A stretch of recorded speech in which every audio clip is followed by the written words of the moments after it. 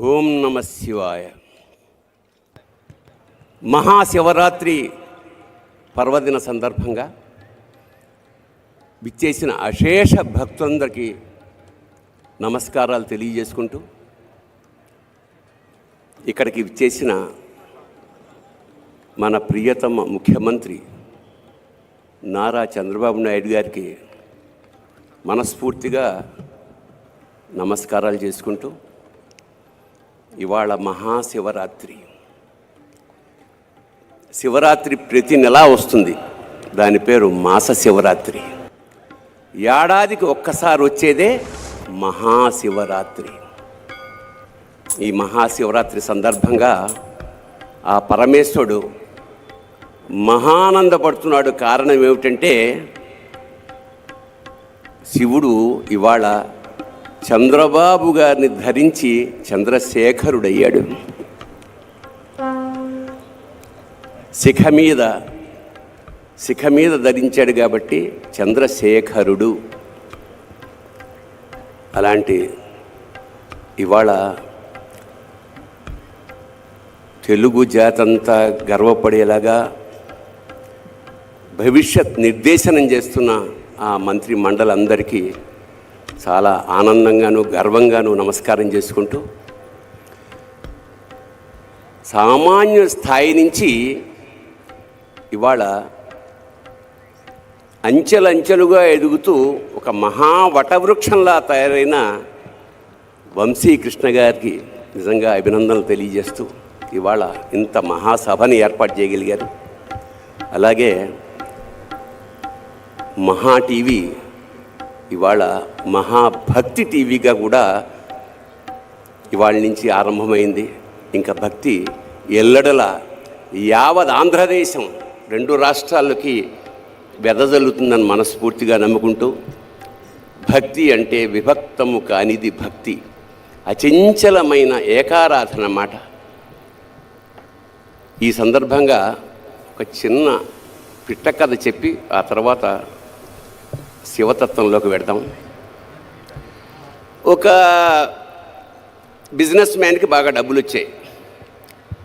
బాగా డబ్బులు వచ్చిన సందర్భంలో అతను వజ్రాల ఉంగరం చేయించుకున్న నవరత్నాలది.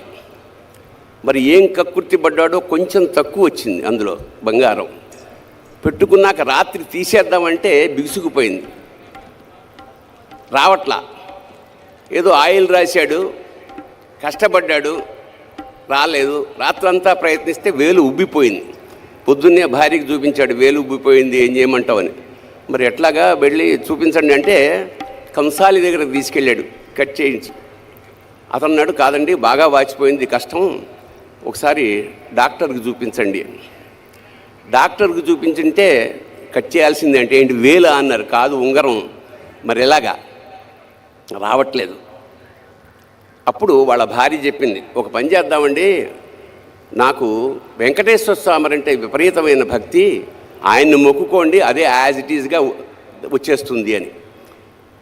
సరే వెంకటేశ్వర స్వామికి మొక్కుకున్నాడు. ఏమని మొక్కుకున్నాడు, స్వామి ఈ ఉంగరం లూజ్ అయ్యి చచ్చిపోతున్నాను, దీంతో ఇది గనక పడిపోతే వచ్చేస్తే గనక నీకు ఉంగరం యాజ్ ఇట్ ఈజ్గా హుండీలో వేసేస్తాను అన్నాడు. వెంకటేశ్వర స్వామి ఇలాంటి విషయాల్లో చాలా హాయిగా చిరునవ్వు నవ్వుతూ అలాగే అన్నాడు. కట్ చేస్తే నెక్స్ట్ డే కల్లా వాపు తగ్గిపోయి ఉంగరం వచ్చేసింది. చెప్పాను నేను వెంకటేశ్వర స్వామిని నమ్ముకుంటే ఎలా ఉంటుందో అని. వెంటనే తిరుపతి ప్రయాణం అయ్యారు వీళ్ళు. తీరా అక్కడికి వెళ్ళేటసరికి పేపర్లో గుండె పగిలే వార్త ఏమిటంటే, బంగారం ధర అమాంతంగా 100 రెట్లు పెరిగిపోయింది. అంటే ఇప్పుడు 50,000 ఉన్నది 5 లక్షలు అయింది అనుకోండి. ఇంత డబ్బు ఉంగరం వేస్తానన్నాను, ఇదేమిటిది అని చెప్పి అతను వెంకటేశ్వర స్వామితో మళ్ళీ ఒక కాంట్రాక్ట్ ఒప్పుకున్నాడు. స్వామి నేను ఉంగరం వేస్తానన్నది లాస్ట్ మంతు, అప్పుడు బంగారం ధర ఇంతే ఉంది, ఇప్పుడు దానికి నీకు సంబంధం లేదు, అంచేత అప్పుడు దాని ఖరీదు 50,000 రూపాయలు కాబట్టి ఆ 50,000 వేసేస్తాను అని 50,000 పొట్లం కట్టి ఓం గోవిందా గోవిందా అని హుండీలో ఆ డబ్బులు వేసేసాడు. దాంతోపాటు ఉంగరం కూడా పడిపోయింది. అందుకే వాడిని వడ్డీ కాసుల వాడు అంటాడు. అంచేత దేవతలతోటి మనం బేరం చేయకూడదు. అంచేత భక్తి అంటే నిష్కామ భక్తి, నిశ్చల భక్తి ఉండాలి. మరి మనం ఇవాళ మహాశివరాత్రి సందర్భంగా శివుడిని వెతుక్కుంటున్నాం. శివుడు ఎక్కడుంటాడు? ఎక్కడ ఉండడు? సర్వాంతర్యామి కదా. నీలోనూ ఉంటాడు, నాలోనూ ఉంటాడు. నాలోన శివుడు గలడు, నీలోన శివుడు గలడు. నాలోన శివుడు గలడు, నీలోన శివుడు గలడు. నాలోన శివుడు గలడు, నీలోన శివుడు గలడు. నాలోన గల శివుడు, నీలోన గల శివుడు లోకములేలగలడు. నాలోన గల శివుడు, నీలోన గల శివుడు లోకములేలగలడు. కోరితే శోకము బాపగలడు.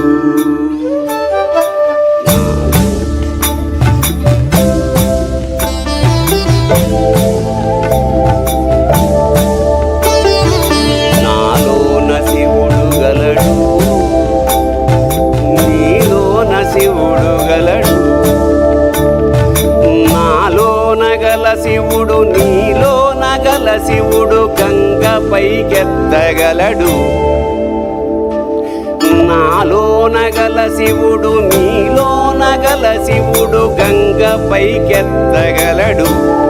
పాపులను తుంగలో తొక్కగలడు.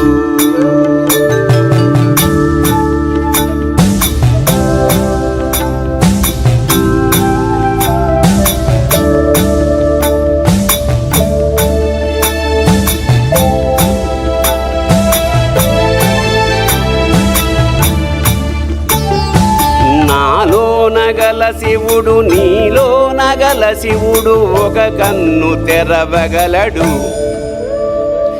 నాలోన గల శివుడు, మీలోన గల శివుడు ఒక కన్ను తెరవగలడు. వద్దంటే రెంటిని మూయగలడు.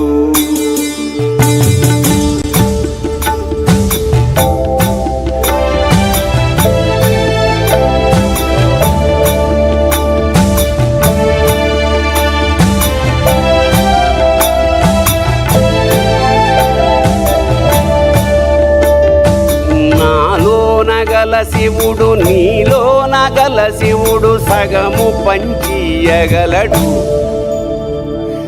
నాలోన గల శివుడు, నీలోన గల శివుడు సగము పంచియగలడు. తిక్కతో అసలు తుంచేయగలడు. నాలోన శివుడు గలడు, నీలోన శివుడు గలడు. నాలోన శివుడు గలడు, నీలోన శివుడు గలడు. నాలోన గల శివుడు, నీలోన గల శివుడు రగాలాడగలడు. నాలోన గల శివుడు, నీలోన గల శివుడు నాటకాలాడగలడు. తెరదించి మూట కట్టేయగలడు.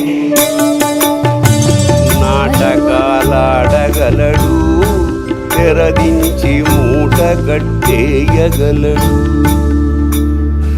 నాటకాలాడగలడు, తెరదించి మూట కట్టేయగలడు.